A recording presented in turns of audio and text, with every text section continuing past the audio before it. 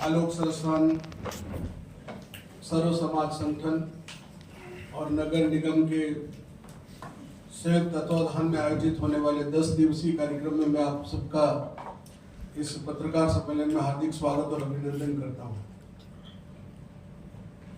मूल रूप से समाचार देना के लिए ये सम्मेलन नहीं है, वर्ष में एक बार हम मिले और जो नए नवाचार हम इस एक सांस्कृतिक आंदोलन को एक अभियान के रूप में जिस तरह से हमने स्थापित किया, मुझे ये कहते गर्व है कि हमारे इस संस्था के संस्थापक अध्यक्ष श्रद्धेय श्यामलाल जी कुमावत ने जो काम मुझे सौंपा था, आज वो उद्देश्य पूर्ण हुआ। पूरे विश्व में अब ये भारतीय नव संवत्सर जो काल गणना के हिसाब से सर्वाधिक मान्य भी है, सर्वाधिक सही भी है और साइंटिफिक भी है, वो अब पूरे विश्व में मनने लगा है। तो मैं अपने इस नववर्ष समारोह समिति के उद्देश्य की पूर्ण सफलता के लिए श्रेय अगर मैं किसी को देना चाहूंगा तो मैं उदयपुर की जनता को और विशेषकर उन विद्यार्थियों को जिन्होंने चौराहों पर खड़े होकर तिलक लगाकर नीम की पत्तियां, काली मिर्च और मिश्री प्रसाद के रूप में देकर मैं उस प्रसंग को याद करना चाहूंगा जब यहाँ महाराणा मेवाड़ फाउंडेशन में एक समारोह में भारत रत्न लता मंगेशकर जी पधारी थी और चौराहे पर हमारे बच्चों ने उनकी गाड़ी रोक दी थी। गाड़ी रोकी तो उन बच्चों ने उनको काली मिर्च और मिश्री सामने बैठकर तिलक लगाया। बच्चे पहचान नहीं पाएंगे लता दीदी की, तुम क्या कर रहे हो? हम नव संवत्सर की शुभकामनाएं दे रहे। अच्छा, तुम गुड़ी पाड़वा बना रहे हो? तो वो एक रोंगटे खड़े करने वाला प्रसंग, वो हमारी जो टीचर थी वो पहचान नहीं की लता दीदी है और उन्होंने बच्चों को खड़े देखा तो गाड़ी रुकवा दी। बाकी सेलिब्रिटी सामान्यतः गाड़ी रोकने की बजाय भागना पसंद करते हैं, लेकिन ये वो प्रसंग इस बात का द्योतक है कि ये कितना महत्वपूर्ण कार्य है जो आज भी उदयपुर में नहीं, मैं कहीं बाहर भी जाता हूँ या कहीं आप पत्रकार भी कहीं बात करते हैं तो इसी प्रसंग को याद करते हैं कि हमने कितने बड़े प्रोग्राम किए, कितने हजार लोग इकट्ठे हुए, कि रैली में कितने लोग आए थे, कौन सी झांकियां थी या कौन सिंगर आए या किसने क्या गाया या क्या मुख्य अतिथि थे, कोई याद नहीं करता। जो याद करते वो यही याद करते हैं कि आलोक के बच्चे चौराहे पर खड़े होकर तिलक लगाते हैं। ये सर्वाधिक एक विचार, एक दर्शन जो हमने स्थापित किया उसको हम अनवरत जारी रखेंगे और हमारे यहाँ से निकले हुए बच्चे भी उसको याद करते हैं, सबसे बड़ी बात है। तो मैं आज 10 दिवसीय कार्यक्रमों की घोषणा विधिवत आप सभी पत्रकार बंधुओं के समक्ष कर रहा हूँ। सोमवार से हमारी आमंत्रण यात्रा निकलेगी जिसमें विक्रम समूह, पराक्रम समूह और भक्ति समूह के रूप में 3 दल अलग अलग स्थानों से निकलेंगे। उसमें हमारे आलोक के कार्यकर्ता और इंटरनेट के कार्यकर्ताओं के साथ सर्व समाज संगठन के लोग भी जुड़ेंगे। 2 अप्रैल को जो यथावत हमारा घट स्थापना का कार्यक्रम श्री राम मंदिर में होगा। एक जो कार्यक्रम हमने इस बार परिवर्तन के रूप में जो पहले कभी नहीं लिया और समाज उसको नहीं करता, लेकिन हमने उसको एक पहल करके उस कार्यक्रम को शुरू करने की एक पहल की है, वो है गौ गंगा गायत्री।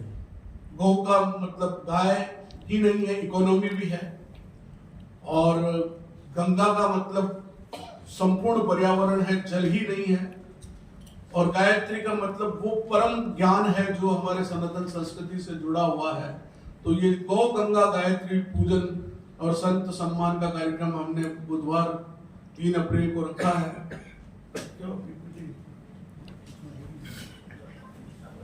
और 4 तारीख को भारत माता पूजन का कार्यक्रम सूरजपुर पर बजरंग सेना के सानिध्य में होगा। फिर एक और इनोवेशन जो हमने जोड़ा है, इसमें मैं आपकी जानकारी के लिए बताना चाहता हूं कि नारी शक्ति को हमने जोड़ा है। आज सवेरे किसी जगह पे जहां मैं बैठा हूं, चंद्रराज जी सिंघवी आए थे, उन्होंने इस पत्रक का विमोचन किया। वो फोटो हम आपके साथ अभी मनमोहन जी आप सभी प्रेस को शेयर कर देंगे। और नारी शक्ति को जोड़ने का काम हमने रंगोली और मांडना, जो हमारी परंपरा है, सवेरे सवेरे उठकर जो मांडने बनाने की परंपरा है, यानी कि लक्ष्मी का स्वागत करते हैं, हमारे घर में श्री का स्वागत करते हैं। सवेरे उठकर साउथ इंडिया में तो आज भी सबसे पहले चावल के आटे की वो जो मांडने बनाकर जो स्वागत किया जाता है, तो वो परंपरा वापस चले। एक और नया कार्यक्रम इसमें जोड़ा, करीब करीब हमने 4-5 कार्यक्रम नए जोड़ दिए इस बार।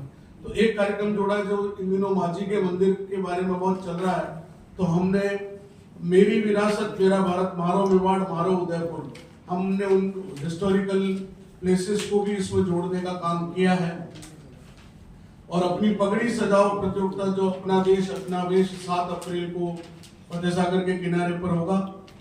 इस वर्ष जो सबसे महत्वपूर्ण कार्यक्रम हमने जोड़ा है वो है 8 तारीख को भगवान प्रभु श्री राम की महारथ यात्रा, जो अयोध्या में श्री रामलला के बालक राम की मूर्ति की स्थापना हुई है, उसको यथारूप हमने बनवाया है।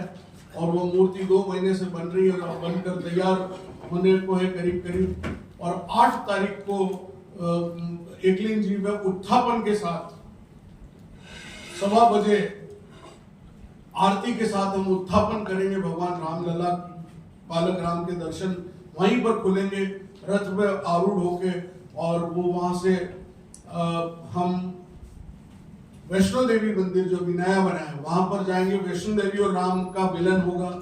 वहां से ये यात्रा आगे बढ़ती हुई चीरवा होते हुए, सूरजपोल होते हुए, चीरवा से फतेहपुरा होते हुए, फतेहपुरा से सुखड़ा सर्किल, पंचवटी, चेटक होते हुए हाथीपोल, और हाथीपोल से फिर ये दिल्ली गेट की अश्विनी बाजार होते हुए दिल्ली गेट, ये नया मार्ग हमने लिया है। सूरजपोल होते हुए अस्थल मंदिर पे द्वारकाधीश और राम का मिलन होगा। वहां से हम फिर इस यात्रा को आगे बढ़ाकर जगदीश चौक तक, सिंधी बाजार और बड़ा बाजार, घंटाघर होते हुए वहां भगवान जगन्नाथ और रघुनंदन और जगन्नाथ का मिलन होगा। रघुनाथ और जगन्नाथ दोनों का मिलन एक तरह से जगदीश मंदिर के नीचे प्रांगण में होगा। वहां पर हम एक बड़ी आरती का आयोजन करेंगे। अंत में हम जो है गंगोर घाट पर जाकर एक आरती का विसर्जन आरती के, गंगा आरती के, वो दोनों वहां पर संपन्न होगी। तो ये एक अद्भुत अवसर है। जो लोग अयोध्या नहीं जा सके या अभी नहीं जा पा रहे हैं, लेकिन उनके मन में इच्छा है कि भगवान बालक राम के दर्शन हम कर सके, तो हमने ये बहुत बड़ी पहल, मैं बहुत बड़ी पहल इसलिए कह रहा हूँ कि संभवतः मेरे ध्यान में नहीं कि इतनी बड़ी रिप्लिका कहीं किसी और ने बनवाई हो। अगर कहीं बनाई हो तो मेरे ध्यान में तो नहीं है कम से कम, लेकिन हम ये कोशिश कर रहे हैं कि उदयपुर वासी, मेवाड़ वासियों को बालक राम के दर्शन हम करा सके। हमारा दृष्टिकोण आयोजन करना नहीं है, हमारा दृष्टिकोण है संस्कृति के उन तत्वों को, उस विरासत को जो लुप्त हो गई थी उसको पुनर्स्थापित करना। और मुझे बहुत गर्व कहते हुए कि हम अपने उद्देश्य में सफल हुए। अब कल आने वाले समय में इस कार्यक्रम को औपचारिक रूप से कोई करे न करे, हमारा मकसद ये कि लोग इसको घरों में भी मनाएं और भी नई नई संस्थाएं आगे बढ़कर इस उत्सव को व्यापक रूप से मनाने की परंपरा शुरू करें। किसी एक जने के इनिशिएटिव की आवश्यकता न पड़े, इस दृष्टि से हमने इसको शुरू किया था और आज हम उसमें सफल भी हो पाए हैं। अब लोगों का आग्रह है कि नहीं, आपने ये कार्यक्रम किया है तो इसको करते रहेंगे तो हमारी भी मेमोरी में बना रहेगा, क्योंकि हमको भी आनंद आता है। तो हमने कहा चलिए आपके आग्रह को हम स्वीकारते। बाकी हमने तो बीच में ये विचार कर लिया था कि अब हम इसको ऑटो मोड में छोड़ देते हैं, लेकिन फिर लोगों ने कहा नहीं आप मत छोड़िए, इसको करते रहिए। तो हम निरंतर इसको कर रहे हैं और हमको थोड़ा इसमें हमारे पेंस भी, फंड भी लगते हैं, एनर्जी भी लगती है, ह्यूमन रिसोर्स भी लगता है, सब लगता है। लेकिन आप सभी पत्रकार बंधु, इलेक्ट्रॉनिक मीडिया, प्रिंट मीडिया, सभी का सपोर्ट रहता है तो ये कार्यक्रम बहुत भव्य स्तर पर सफल होता है। मैंने मेरी बात मोटे रूप से जो मुझे कहनी थी मैंने कह दी। आप सभी इस कार्यक्रम से जुड़े, और भी कोई प्रश्न यदि इससे जुड़े आपके कोई हो तो मुझसे जरूर पूछ सकते हैं। बाकी मोटे रूप से 3-4 जो नए कार्यक्रम हमने जोड़े हैं वो मैंने आपके बीच में रख दिए हैं। एक और विषय जिसमें जो बहुत इम्पोर्टेंट है, इसमें नहीं जुड़ा हुआ है और इसमें लिखा हुआ भी नहीं, मैं आपको बता दूं, विक्रम गौरव सम्मान हम श्रद्धेय श्यामलाल जी को मोहम्मद की स्मृति में विक्रम गौरव सम्मान को उनकी पुण्यतिथि के अवसर पर राजस्थान के चयनित 21 लोगों को वो हम प्रदान करेंगे।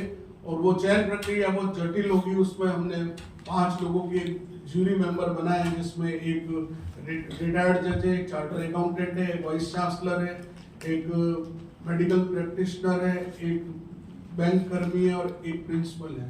तो ये 5-7 लोगों की एक टीम है, इसको सेलेक्ट करके इस सारे काम को करेगी। तो ये मोटे रूप से मुझे जो कार्यक्रम की जानकारी देनी थी वो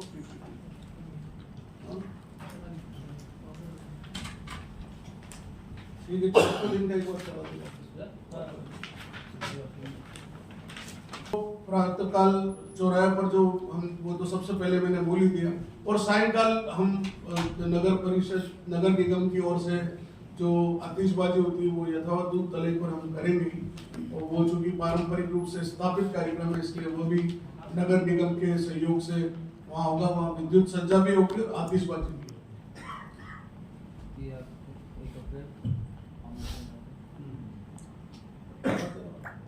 अच्छा, रथ यात्रा के बाद रामलला की मूर्ति कहाँ स्थापित की जाए?